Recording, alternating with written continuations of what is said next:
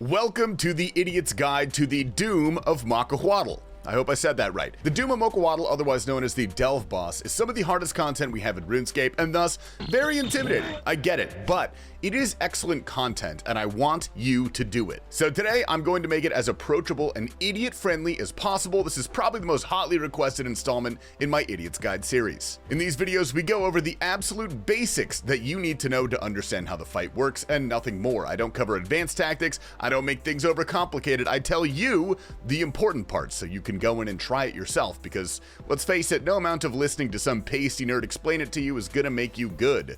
You just have to go do it. So I'll break down the video into a few sections with timestamps that you can skip to as desired. First, we will have the requirements. Following that, we'll go over the loot and the drop table. Third, we're gonna have gear recommendations. And then finally, the fight overview, where I will talk about each wave and its distinct mechanics. Let's go ahead and start off with the requirements for this boss. The hard requirements is a pretty short list. You only need the completion of the Final Dawn quest, which I will pop the prereqs for that on screen now. Soft requirements, however, is where it gets a bit finicky. Doom is essentially a wave-based minigame. There are waves 1 through 8. Each of these gain new mechanics and become subsequently more difficult. At the end of every wave, you'll have the opportunity to risk your loot and go to the next one, or claim it and leave with your ill-gotten gains. Now, it's worth mentioning, after wave 8, you can just keep going to wave 9, wave 10, to infinity, etc. But it's the same exact difficulty as wave 8. Nothing new happens, it's just more loot chances. So it gets harder as it goes, but let's go with a general rule of thumb here. 85 ranged is the absolute minimum I would step in with. In fact, 90 would probably be better. Frankly, 99 is your best bet, but I know some of us have 4 wives and 16 kids, and we work 30 hours an hour at the ball crushing factory, so let's settle with 90. Melee stats are not really important, but defense and HP should be this level as well. Prayer, probably come in with 77 prayer and rigor unlocked and ready to go, but again, the ball crushing factory, so the new Royal Titans variant will suffice. And finally, Archaea's spellbook with at least 62 mage. At least.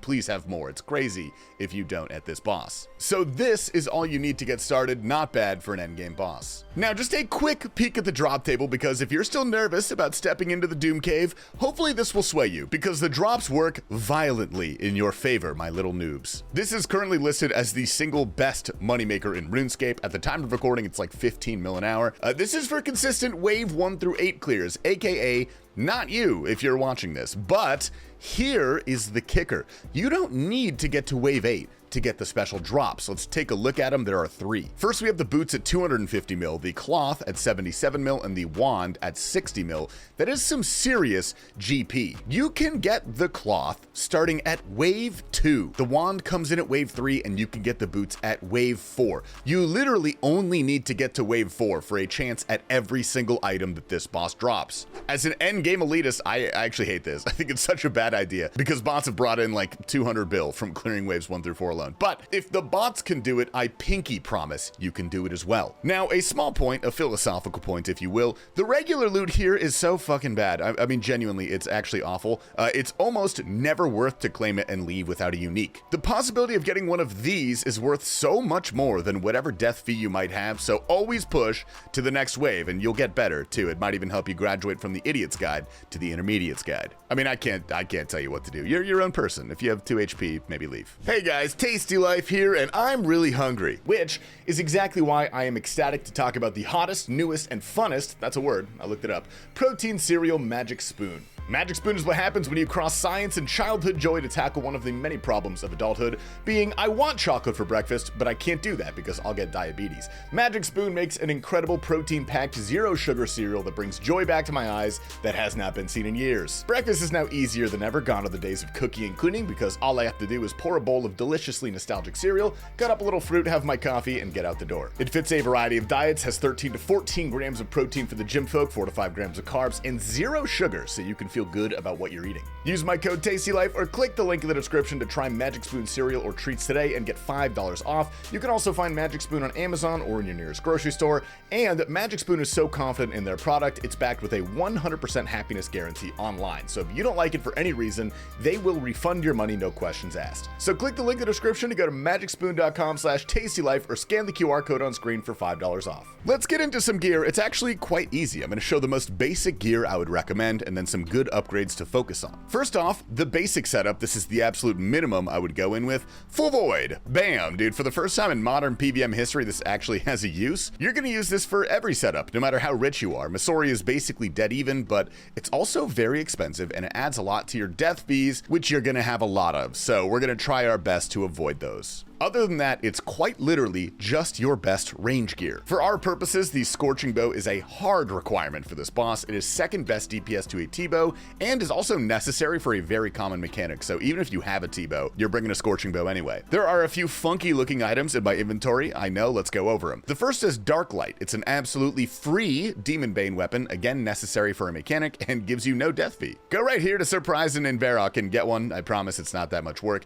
If you're poor, you can't also be lazy. Next, we have a Slayer Staff. We need this to auto-cast Superior Demon Bane because, again, it's free and it adds nothing to your death fee. Well, it's like 50k, but whatever. You could use the Emberlight and Purging Staff if you want to, but there's no benefit to doing that, so don't. Third, we have a Crystal Halberd. You can also use a Noxious Halberd. It's not crazy important, it's just for a niche mechanic, and if you have neither, Dark Light will work fine, but I recommend it. Finally, we have the Spec Weapon. There are 4 of them that are good here: a Zerite Crossbow, the Tenalsticks of Ralos, or a Dragon Warhammer / Elder Maul. Bring one of these and use a Light Bearer. The ZCB is best by a mile, but don't sweat it. If you have none of these, honestly, who cares? Just bring a Ring of Suffering or something and you can still do the fight. Also, you're going to want that Archaea Spellbook again, a rune pouch with Death, Blood, Soul, and Fire runes. That's for Death Charge, which is necessary if you have a spec weapon, and Superior Demon Bane to auto-cast with the Slayer Staff. That requires, again, 62 magic, so if you don't have that, just probably go somewhere else. Supplies-wise, we're going pretty basic. We have 2 ranging potions, one of them a divine if you're not a filthy iron,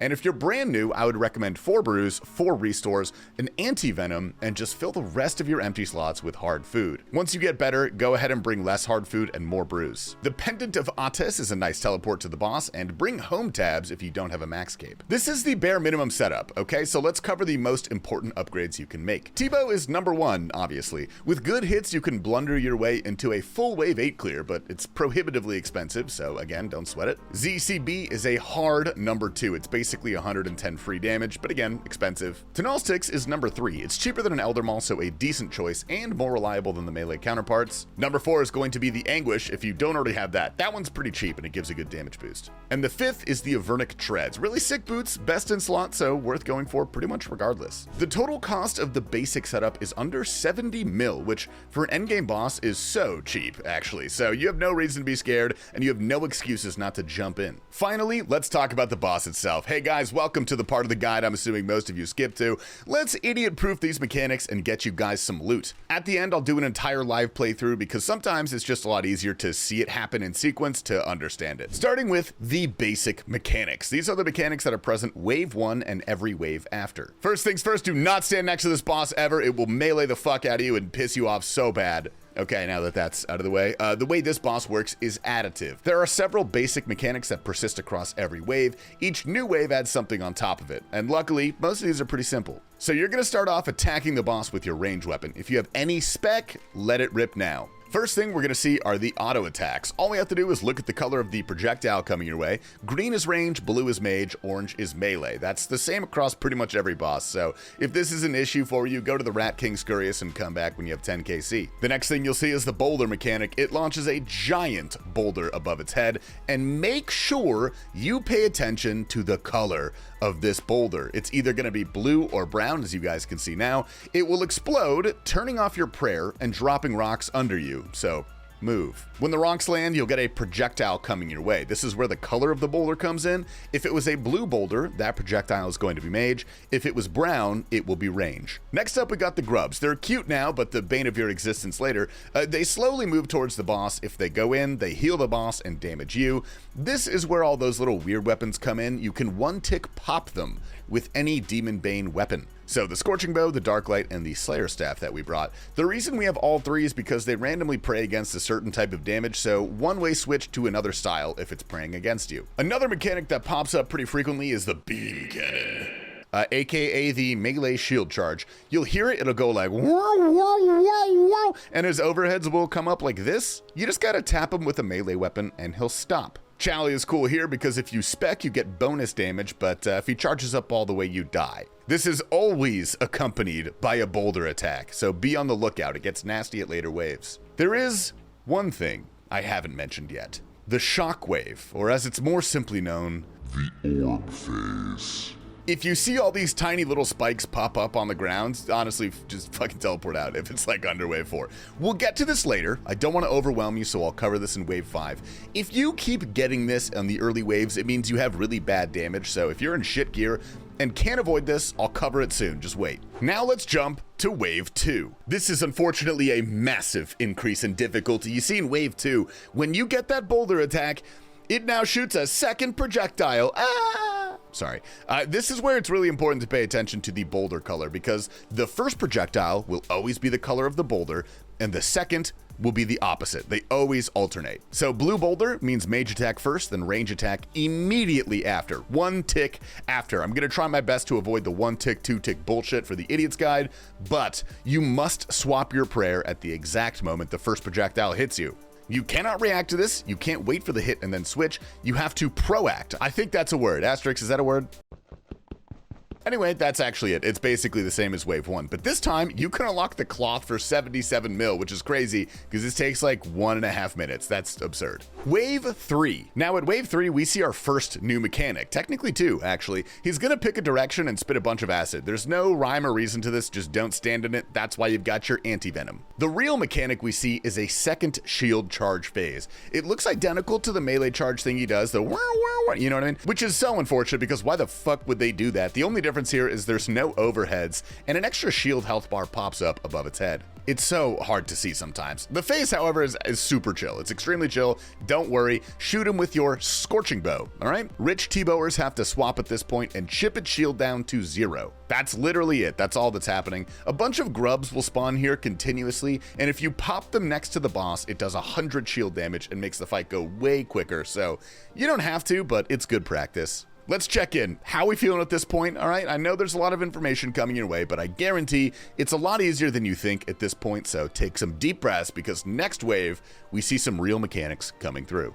Wave 4. Congrats! You made it to wave 4, so what's new? The grubs will be playing against 2 styles now, so you can only attack them with 1 specific style, all right? Sometimes if it's a melee and I don't feel like it, I'll just let it go in. Who cares? It's not that important, but do your best. The boulder throw now has 3 projectiles after it, all 1 tick apart. Sorry for saying that word again. They will alternate every time, and remember, pay attention to the color of the boulder. If it's brown, it's gonna go range, mage, range, just like that, all right? He might even throw an auto attack right after. It's pretty common, so you'll have 4 things to pray against. It starts to heat up a little bit at this point. The prayer swapping is tough to get used to if you haven't done it before, but congrats, because after this wave, you now have the chance to get every single drop this boss has. Again, awful design in my opinion, but you should take advantage of it. Wave 5. The fight actually kind of begins here. We have the final new mechanic. The rest of the waves after this just tweak them to make them harder, a lot harder. So what's the new mechanic, okay? It's called the car phase, or as I like to call it, the tractor phase. So get your K-Konas ready in the comments because this is a fun one. This will happen after the shield charge phase ends. So once you break his shield, he's gonna look at you funny, all right? There's gonna be a little glowing puddle on the ground near you. That's where he wants to go, and he doesn't care if you're in the way. Right after that appears, he's gonna go vroom and rush at you with the speed of 1,000 Adderall-ridden Alfies. Just move out of the way, okay? But be quick about it because he's gonna do this twice, so you have to be prepared. And you know what? I'll finally tell you guys about the orb phase because at this point, you're very likely gonna have it. These little spikes are gonna pop up all over the ground, and in approximately 10 seconds, he's gonna start smashing like a madman. This is bad because it does damage, which is bad. It does damage everywhere. You can't even hide, but you can protect yourself by spawning the orb. I'll break it down simple. You have to break 2 of these spikes with your weapon. The first one you break will dictate where the orb ends up. So shoot one really, really far away, all right? The second one you break spawns the orb, so shoot that one really close to you. The orb will pop up, follow the path between the 2 spikes, and you stand inside it and follow along. It's exactly like the Leviathan mechanic at the end of that fight. Now, my best tip for you guys, make sure you have your spikes in a straight line. This will make the orb go in a straight line. It paths really weird otherwise, so it's easiest to learn this way. It's not always explicitly possible, especially under time pressure, but do your best. Wave 6. Now we've got wave 6. From this point on, the waves get a lot harder and more chaotic very quickly. Attacks are flying around, there's a lot of things going at once, and honestly, you could pretty comfortably farm wave 1 through 5 and have good success. This is where the Idiot's Guide kind of ends, okay? You can't really be an idiot anymore, nor a simpleton, a numbskull, a prat, a moron, a fool, a dimwit, or a donkey. But alas, I will continue, because if you've watched this far, it means that you have what it takes. The major change here comes in the car phase. After every time he goes vroom and rushes at you, he's gonna launch a couple of auto attacks and then do a stomp, similar to the orb phase. Now for this one, there's no orb, so what you need to do is hide behind one of the rocks in the arena. He does the vroom and the pew pew and the stomp 3 times, but be careful because if he runs over one of your rocks, it gets deleted, which means less hiding spots. Wave 7. Now on to wave 7, you've almost made it, but honestly you're really far away because wave 8 is a gigantic leap in difficulty, so don't get comfortable. The main difference now is that the projectiles after his boulder attack come out very quickly. I mean really quickly, 1.2 seconds after to be specific, so you have to be very quick on the draw here. Remember, pay attention to that boulder color, this becomes really important right now. This is the only change between 6 and 7, but it's a spooky one. And there's probably acid everywhere, and you've probably got Jad hands worse than an e-girl doing her first fire cape in front of the smelliest group of simpy greasy backseaters, but as a simpy greasy backseater, I believe in you. Wave 8. This, my friends, is the culmination of every mechanical challenge RuneScape has to offer. This wave is a gigantic leap in difficulty from the rest of the encounter, and I don't say that to scare you. Actually, yes, I do. Sorry. But why is it so much harder? The boulder mechanic, present since Wave 1, gets a bit of a makeover. And by makeover, I mean it goes from this pretty pink princess to a 400-pound pustule-ridden trailer park monstrosity, because this time, they're the same speed as Wave 7, okay? Basically instant, but you get 2 of them back to back. So you have to dodge rocks on the floor twice at once. You get smited twice, so you can't just put your prayer up after the first one pops, because the second one will smite you right before the first hit lands, and then you're gonna die really hard. It's very complicated to explain, so allow me to show you an example, and then I'll explain.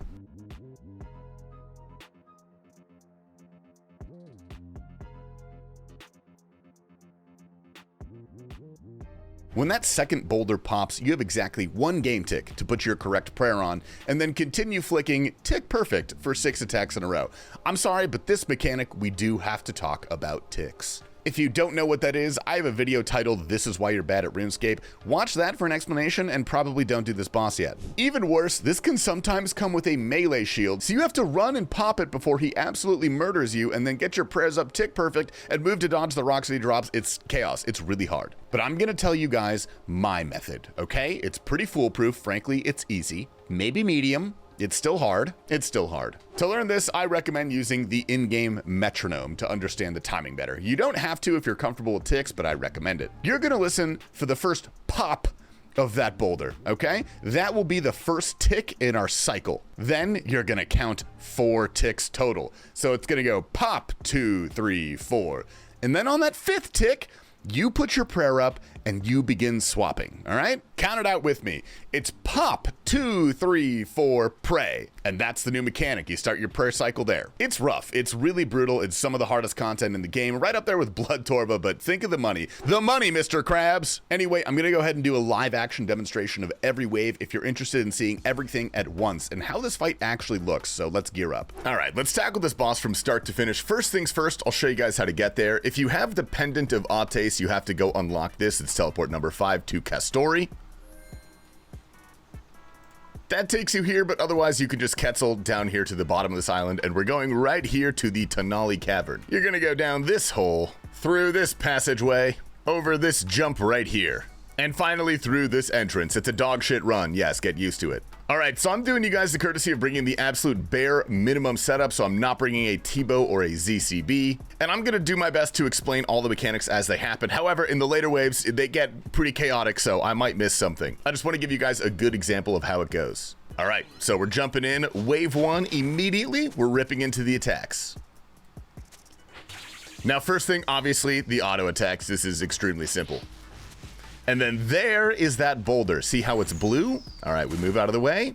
We get that mage projectile. Easy as pie.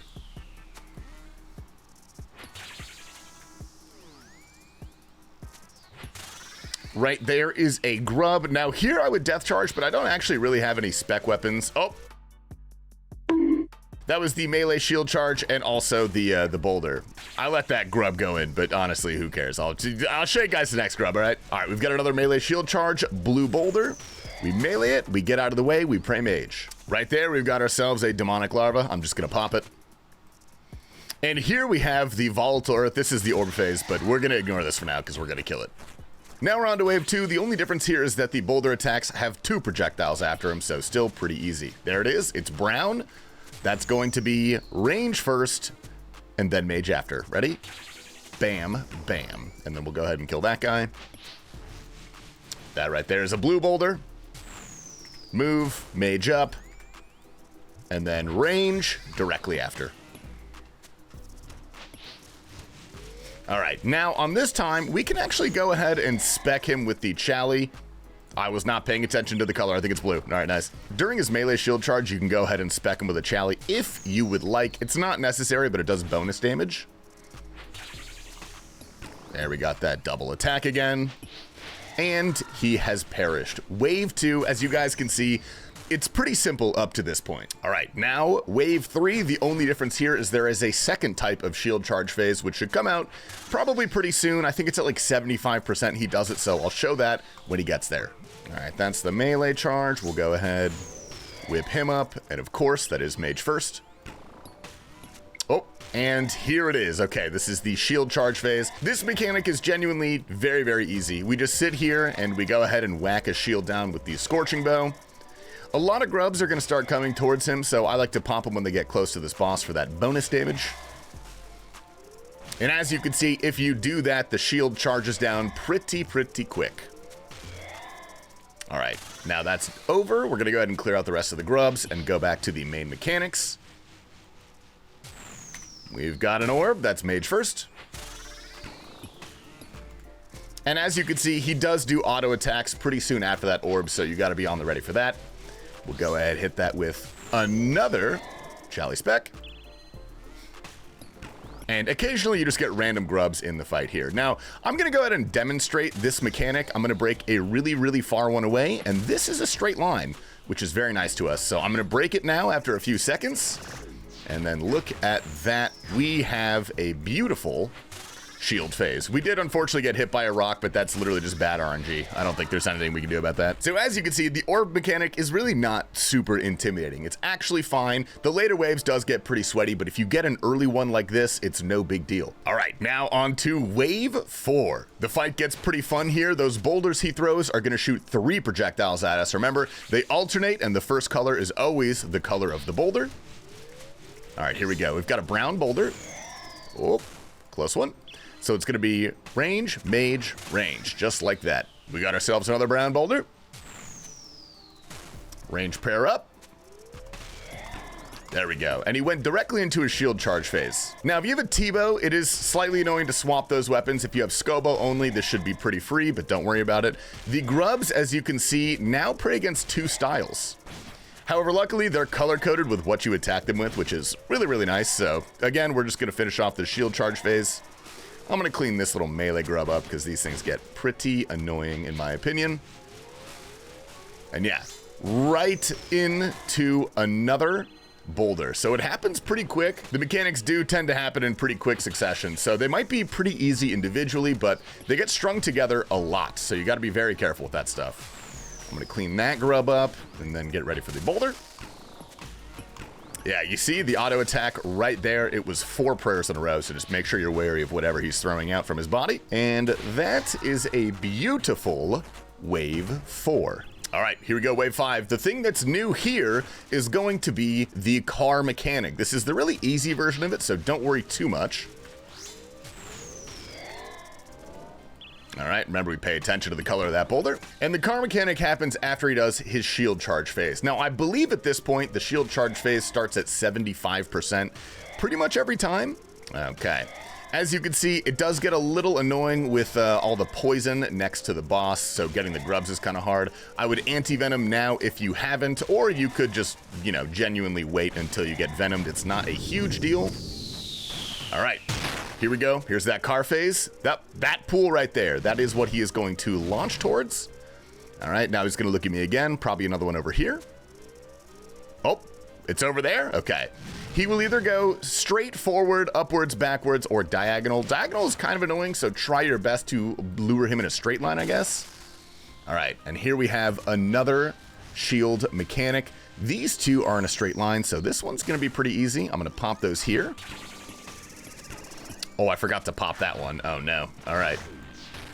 I did pop it a little late, but we should be okay. I'm going to try to catch that grub. I didn't. Unfortunate. It may happen, but don't worry too much about that. The grubs really don't do that much damage. Pop those to explode the shield. And this is a rather annoying way for the melee larva to come in, but this is going to happen a lot, so you're going to want to get used to it. Do your best to time these attacks. Oop. All right. And again, he's going to do another car phase because this is the shield charge mechanic. Let's try and lure him in a straight line here. And then, bam, just run out of the way. Not too bad, not too bad. Now, if you do not have a T-bow and you're only using a scorching bow, these fights are going to last a little bit longer. As you can see, my PB for that wave is 57 seconds with a T-bow, and it was over double that without a T-bow, so unfortunate. All right, we're about to head to wave 6. Now, you might notice on wave 6, all of the poison gets cleared, all of the rocks get cleared, you get a new arena, which is important because from wave 6 onward, even if you get to wave 100 million or whatever it is, the poison is going to stay on the ground. So you got to be pretty careful. Now again, in wave 6, we have the stomp after the car mechanic. So normally I do a setup called the rock stop. I forget what it's called. That's a very specific mechanic that I'm not going to show you guys. If you want to learn that, go ahead and watch a No Monkey video or something. I'm going to do my best to show you the normal fight, how you're probably going to see it the first time. All right, got to 75%. We're now in the shield charge phase. I like to go to the side that the grubs are coming from just because it makes it easier to get the melee ones.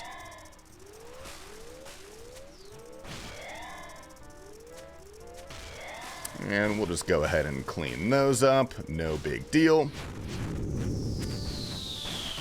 All right. I'm going to lure him this way, and I'm going to try to hide behind this rock. Now, he's also going to shoot 2 auto attacks when he runs. This is not crazy difficult. I wouldn't worry too much about this.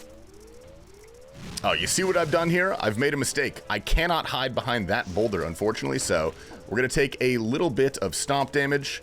However, I have some boulders way over here, which I probably won't get to in time. No, I won't. As you can see, that phase is a little bit tricky. You got to be really, really, really careful with that one. All right, and I'm going to go ahead and pop this now, because we're getting the stomp mechanic. There we go. A little bit spooky at first. Genuinely quite spooky because there's a lot of things going on while you're supposed to be breaking those little spikes on the ground. And I'm going to go ahead and... unfortunately, we got another shield charge, which, you know, makes the wave last a little bit longer, but that's not too big of a deal. Because during this phase, you actually have a really good opportunity to kind of heal up and, you know, get ready, do whatever you need to do for the next wave. I'm probably going to brew at the end of this and, you know, repod and all that good stuff. All right, remember, we are getting the car phase, so be very, very careful. Oh, okay. Well, easy. We don't have to deal with that. All right, now I do have a lot of supplies, so I'm going to go ahead and use these to the best of my ability. And then we're going to repod up and go into wave 7. Again, wave 7 gets very, very scary because those boulder attacks come out basically immediately. You guys will see what I'm talking about. All right, and immediately starts with one of these. Yeah, see how quick that comes out? Very, very quick. When that comes out with the melee punish as well, it gets a pretty flustering, I guess you could say. Okay, so that is a range. Yep. You gotta remember that. And we're directly into the shield charge phase. Now, a small side note, if you have a ZCB, it is worth saving that until the car phase. Oh, shit. Until the car phase to use it, because you actually get a guaranteed hit. So you will not miss with the ZCB, which is quite useful, actually. Nope. Okay. Bungled that one a little bit, but that's okay. That's all right. All right, we're gonna bait him this way. and then use these rocks to block him. Again, be careful. Okay, I'm going to try to goad him this way, and then we can use this rock over here. Very good. And then I see those rocks over there are going to be my next target. So I'm just going to go ahead and run this way. Yeah, unfortunate. Did not avoid that one, but such is life when you're dealing with the rock block mechanics normally. All right, again, we're going to set up that first spike as quickly as we possibly can. Whoop, and then we're going to pop that second one. Beautiful. Then we just follow this thing along. Remember to make sure it's in a straight line or as straight as possible, like that one right there. And that is wave 7 down, so it's time to feed the beast. This last wave is extremely, extremely intense. It is basically wave 7, except you get 2 of those boulders, which can be an absolute nightmare. So I'm going to heal up as high as I possibly can. Going to repot, get all of my potions active and ready to go. And I will see you guys on the other side. I'm going to do my best to count out the mechanic that I was talking about with the double boulder earlier. Let's see if we get it immediately. We do. All right, all right. Pop. 2, 3, 4. Pray. 2, 3. Oh, my God.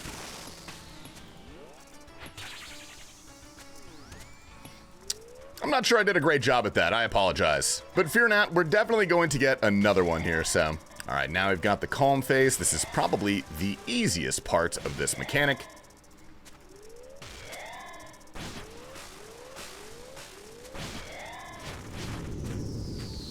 All right, I'm going to do my best to pop these the best I can.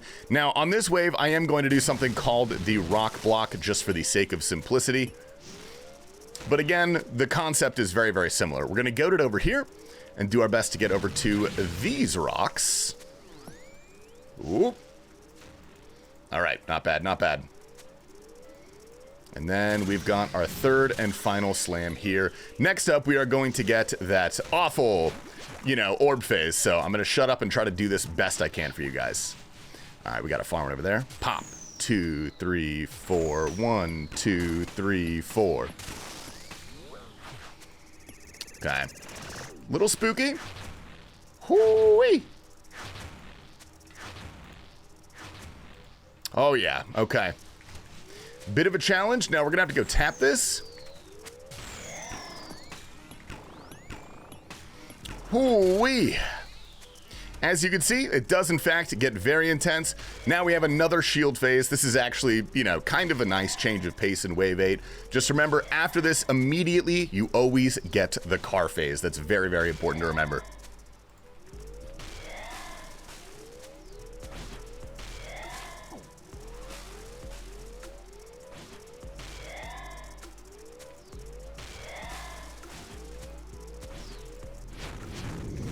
All right, I'm going to do my best to pop those so we don't have to worry about them.